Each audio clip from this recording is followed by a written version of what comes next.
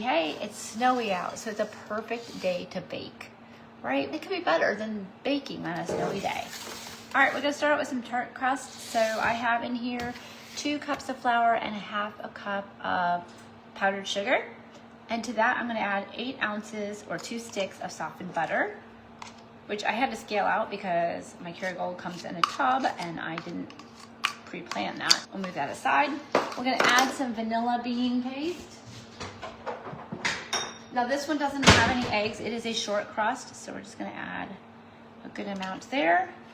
And then we're gonna go ahead and get our handy dandy glove on since I'm live, and then I can work the camera and talk to y'all at the same time. So we're just gonna work that butter in, and you will see it come together. It comes together fairly quickly.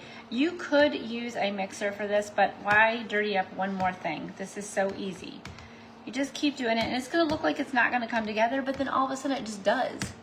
So it just comes together beautifully. Just kind of circle around, squeeze it, work in that butter. The butter should be soft. And then we're gonna press it into a tart dough pan that has a removable bottom. You've seen me do this before. And then we're gonna make a frangipane filling for it, so an almond filling. So if you've ever had an almond croissant, you'll know that is the filling that goes inside. And I toyed with the idea whether to make some frangipane buns or to make these bars, but these bars will hold up a little bit better. And since I'm not the one eating them, they're a little bit easier to serve. So that is what we're doing. And then if I have any leftover filling, then I will add it in. So we're gonna go ahead, and just like that, our dough is ready to press in. I can smush it down and make a ball with it, and then we're good. So you take the heel of your hand and you just push it down. And then you'll have a nice smooth dough. I believe the French term for that is frangage. It's been years since I've been in culinary school. So you should be able to pick up your whole blob of dough, or just like that. All right, let me get the pan, and then we're gonna press it into the pan. We're gonna use a long, thin pan, so it's easy to cut them into bars. And let me grab another glove for my other hand. And since my viral video where people were so concerned about my nails, by the way, I don't have, we'll use these gloves and avoid all that. It is also easier when I'm live to do it this way. All right, so you're gonna go ahead and grab some of this dough, and you're gonna roll it between your hands, and you're just going to press it in, just like that. And the reason I press it instead of roll it is because I want the sides to be thicker than the bottom, because we don't want any filling to push it open and cause the dam to break, so to speak. Plus, this is quite quick. It doesn't take much time to press it in. And always around Valentine's Day, I make a lot of tarts. It's just a thing. I don't sell pastries anymore, but I do bake for the blessing cart, and I do for friends and family and things like that. So these are always popular. And of course, for content purposes. So we're gonna go ahead and keep on trucking around here. Keep going until you have all your sides in, and then you can begin on the center. Again, I just start with a little rolled piece, place it down, press with my finger to get it nice and smooth.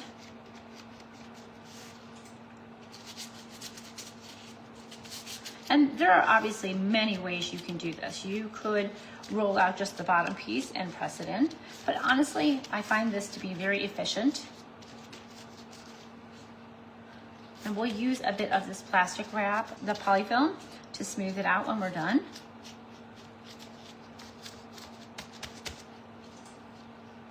And you may notice that I use a stainless steel board to work on, so then I can just pick it up and wash it afterwards. I love this thing.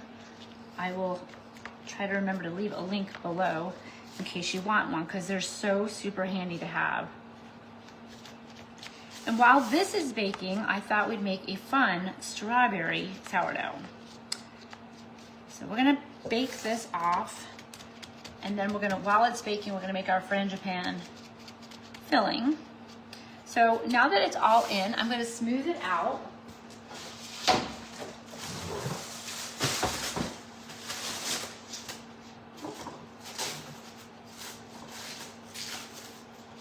Come on now. Doesn't want to work. There we go. Come on. Hold on. Technical difficulties. Okay. So we're just going to take a little bit of this wrap and just smooth it out. Just run your hand back and forth and then move it up. Run your hand back and forth. And that's going to give you a nice smooth bottom. We're still going to dock the dough a bit with a little bit of either a knife or a fork and just make sure that it doesn't puff up. Just like that. Now you could refrigerate this, but it's really not necessary. So I'm just going to take a knife and poke some little holes in it. It gives it a place to expand so that it doesn't bubble up. And then we will go ahead and pop that in and let that do its thing while we move on. So we'll move this to the side and we're going to work on the filling, which is, like I said, that frangipane filling. So if you like almond, you're going to love this. Dispose of the gloves. As I said, they're single-use gloves. You don't want to keep reusing them. All right, in here I have 2 cups of almond flour. And then I have 1 cup of regular granulated sugar. We have to put a little bit of vanilla in here. I'm going to add a tablespoon of all-purpose flour too, to give it a little bit more structure. So if you are gluten-free and you don't want to do that, that's fine.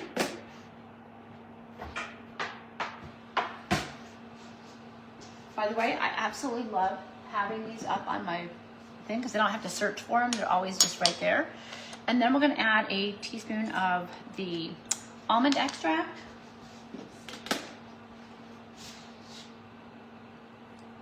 Which gives it just that little more punch of almond flavor.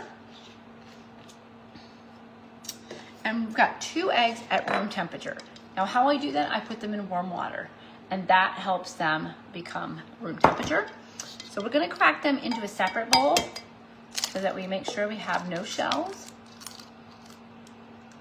And then we'll have our garbage bowl. So once I'm sure that I have no shell, I'm going to go ahead and add that in. And we'll add in our butter. I've been softening the butter in here, so I filled it up with hot water, and then I put the butter in there to do its thing, to soften up a bit. It's not super soft, but it's softer. So I'm going to go ahead, since it's not as soft as I like it to be, I'm going to go ahead and cut it into strips so that it incorporates easier. And then we'll get our hand beater and blend it all together. So I'm going to go ahead and chop up that butter and get that in there. Put that right in here, and I will get my blender. Again, you can do this by hand. Make sure that your butter is really soft if you're doing it by hand. Good gracious, launching things. All right, let me get the beaters.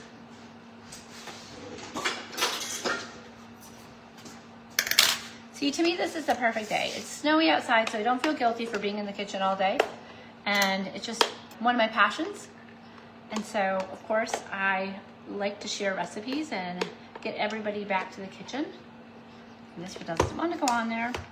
Sometimes it behaves and sometimes it doesn't. This mixer is a workhorse though. It's probably 5 years old, 6 years old, I don't even know. I'm just gonna go ahead and mix all of this together until it's a nice smooth paste.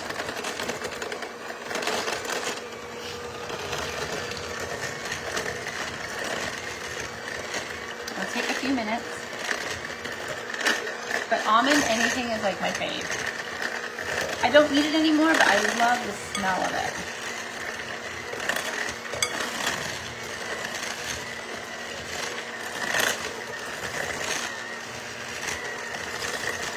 Just the smell of the almond extract alone is delish.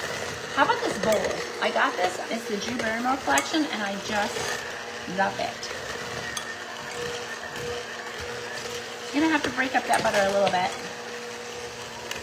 And mix it a little higher.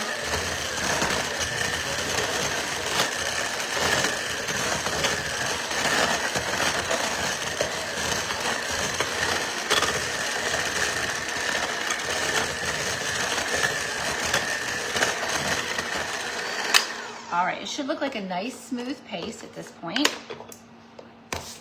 Go put all these dishes in the sink real quick and make ourselves some room.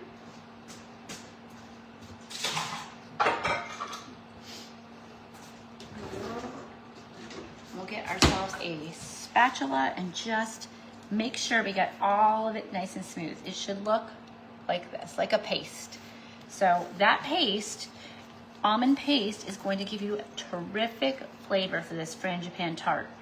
So the crust is baking. It takes about 20 minutes. And while that is baking, we're going to make ourselves some strawberry sourdough. Why strawberry? Because I saw it and I thought it was cool, so that's what we're doing. I'm gonna put my measuring spoons back on the kitchen counter. We're gonna move off this mixer. All right, let's get some room over here. We need our scale. And I have some fed sourdough starter. Hello, Amanda, welcome. All right, so our starter is nice and bubbly, which is what we want.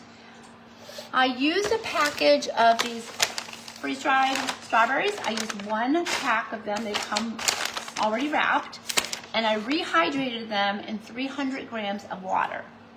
And you want to do that because you don't want to have dry bits in your dough.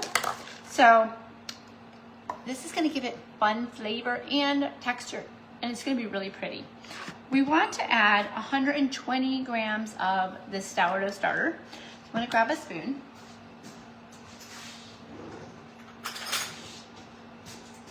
And the reason I'm using 120 grams versus 100 grams, like I do in some of my recipes, is because I want that extra boost. Whenever you have extra stuff in there, you want that boost. All right, there we go. We're just gonna mix that in, get it all incorporated. At this point, you could add color if you want it to be a little bit more on the red side. I don't bother because it doesn't really matter to me, but if you like that really pink, vibrant color, now would be the time to add the color. All right, so now we're gonna add 500 grams of flour. So let's go ahead and do that.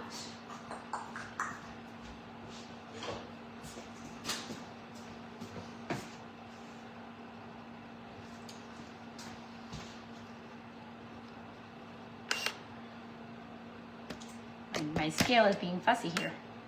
Come on, work. All right, we're gonna turn it off and turn it on. That's what we do when things don't work. All right, let's put it back on there. Zero it out. We're gonna add our 500 grams.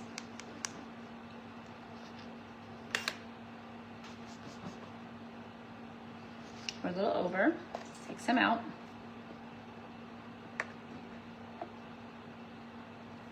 There we go. And now we want 14 grams of salt. And I'm using a kosher sea salt here. Here we go. And we're gonna grab our handy dandy glove. And we'll go ahead and mix that like I'm doing surgery. All right, let's go. Here we go. Going around and around, and you'll see that nice pink color from the strawberries.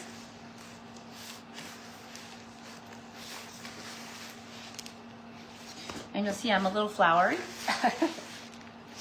The nature of the job. If you find that you have a little bit of a drier dough, do not worry about it. You can always add a little extra water. So I'm gonna go grab a little water here. It's a little bit drier than I like it. Can I add just a little bit? Sometimes those strawberries soak up water when they're rehydrating, so we have to adjust for that. And all we're trying to do is just pull it together in a shaggy dough like this. And then time will do the rest. We're gonna cover it for at least 15 minutes, and then we'll come back and we'll fold it, okay? So let me get a lid for that.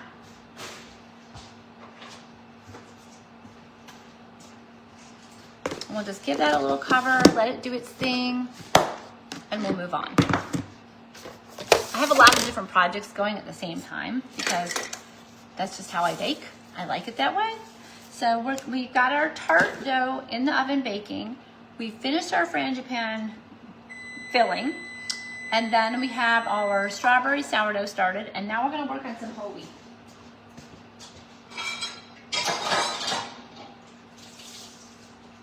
First, I'm gonna wash down my counter here. I hate working in a space that's not clean. Here we go. There we go. And actually, while I think about it, we're going to feed the starter, because I work with my starter every day. So I like to keep it fed so that we can have it whenever we need it. So we're gonna do so. We're gonna add 60 grams of flour and 60 grams of water. So let's go ahead and add that flour.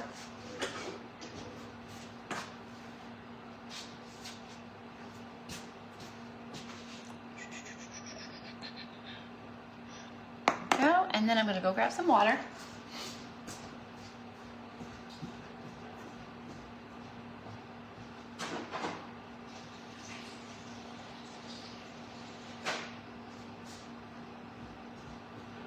All right, grabbing the water.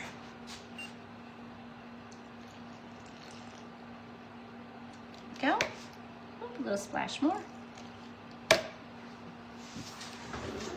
And then we'll take our handy dandy big old long spatula and we'll mix it together. Make sure that you get the sides too. You don't want any starter hanging out on the side. And it should look like thick pancake batter.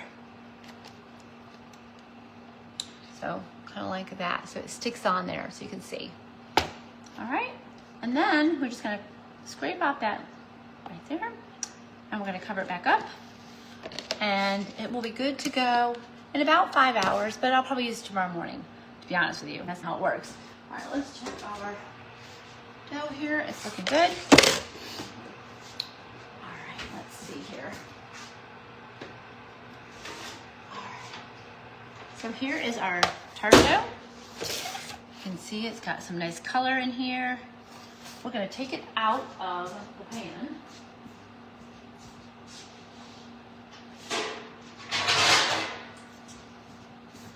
I love these diamond texture pans. I think they're really great. They're very sturdy. Now, typically I would let this cool down for a few minutes, but because we're live and I wanna show you what I do, I'm just gonna go for it, okay? So let me get a little jar here.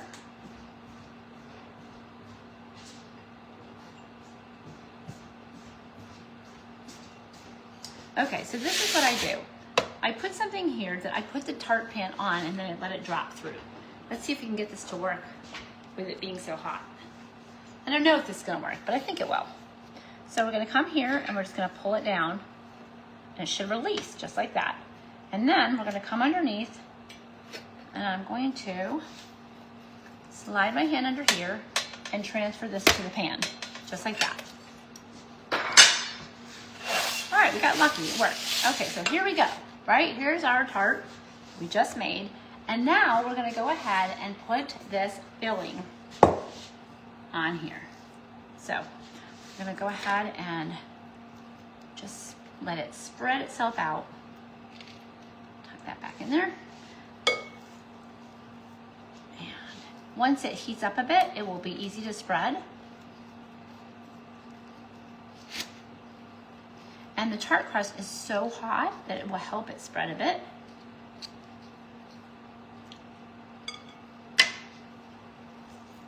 Normally I would have sliced almonds to put on top, but I don't have any today, so we're just gonna have to pretend that we do. It will still be really delicious. And it will spread out some as it bakes. Come in here, take out this little piece of butter that didn't get incorporated. Just gonna spread it around a little bit. Make sure we have it even. Feel free to put any questions in the comments. I can't always read them live because I'm not wearing my glasses, but I do go back and answer anything. So if you want the recipes or anything, just let me know. Okay, so once we're good and even, we're good here, I'm gonna come back and I'm going to put some of this tart dough on top of it. So almost like a crumb topping. So we're just gonna do little crumbles of this tart dough on top, just breaking it up a bit.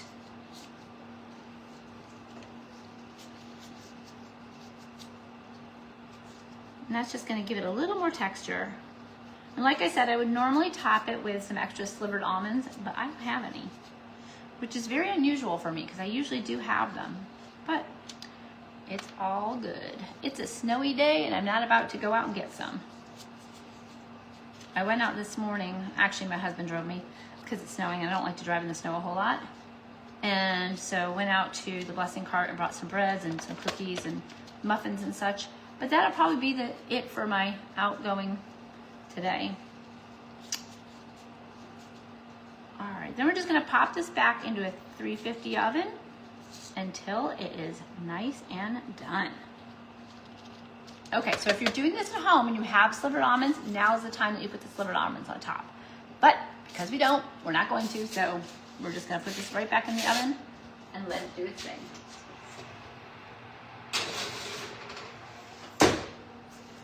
Okay, so now I'm gonna get the whole wheat dough.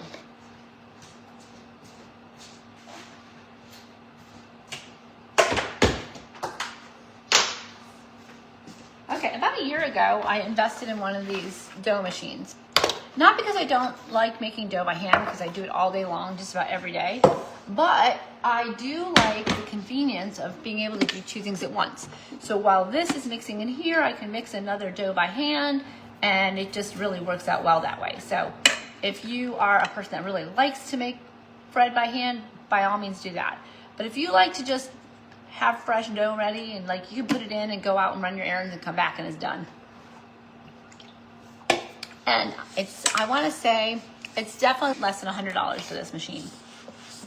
I want to say it's like $79 or so, but I'll put a link underneath if you want to take a look at it. Good. Move this. So I started this right before I started the live, so you can see where we're at here.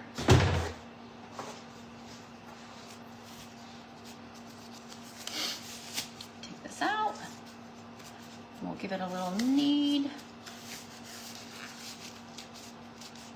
If you like whole wheat bread, I urge you really to make it yourself. Make it at home, because the whole wheat bread that you get in the store, although it's typically thought of as healthier, it truly is not. There's so many dough conditioners in there. There's so much in there to make it palatable so that it's not overly granular. So it's like when you taste whole wheat bread, it can be very thick and chewy and all, but in the store it's nice and fluffy, and there's a reason for that. And the reason is because they over condition it. They put dough conditioners in there to really get it to be palatable. But what they end up doing is giving you a whole lot of stuff you don't need. So I'm gonna urge you to make yourself some. It takes 15 minutes to mix in the machine, an hour to rise, and then you form it, you put it in a loaf pan, or you bake it freestyle, and it's just delicious, and it's such a different texture and everything. So make it yourself.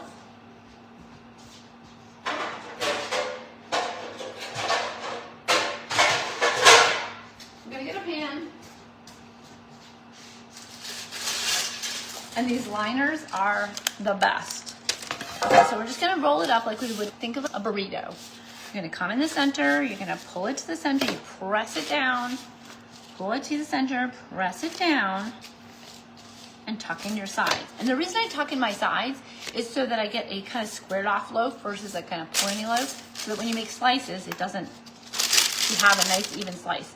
Then I put it into the paper first, the parchment paper first, and then we transfer it to the pan to rise. So in about an hour and a half, this will have risen and it'll be ready to bake. It's just that simple. Just load the ingredients into the dough machine, let the dough machine do its thing, take it out, form the loaf, let it rise, and bake it. Super duper simple. Okay, so we're gonna cover this dude.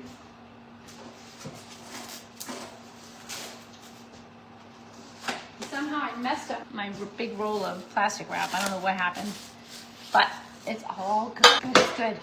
All right, we're gonna move back over to our sourdough.